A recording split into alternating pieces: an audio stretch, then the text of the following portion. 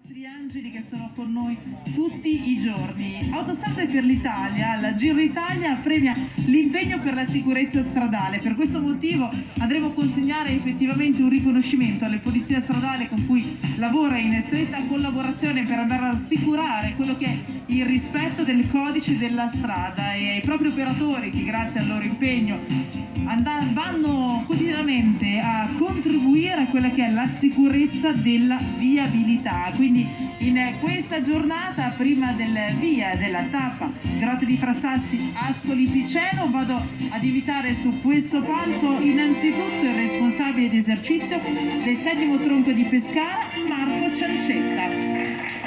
Grazie, quindi con lui anche l'assistente capo Paolo Zaffini, Manola Bartolacci ed ancora Giulia Maffezzoni.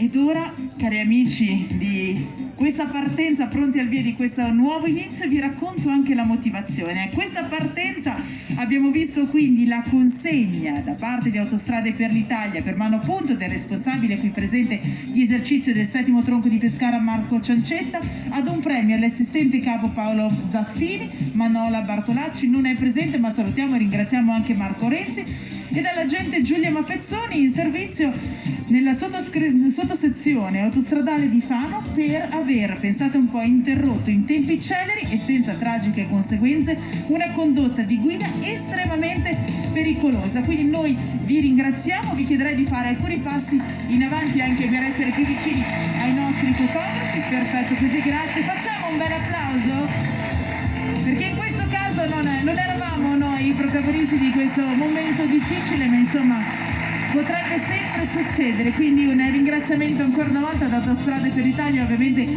alla Polizia Stradale. Grazie quindi a voi, noi andiamo avanti con un altro momento dedicato effettivamente ai nostri angeli della... Era un caldo pomeriggio di giugno quando ci segnalavano un autoarticolato che viaggiava in A14, sbandando vistosamente tra le varie corsie.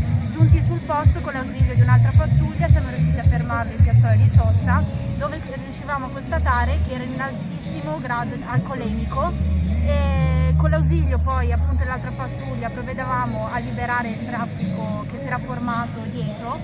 Fortunatamente nessuno riportava danni fisici e non si creavano incidenti stradali.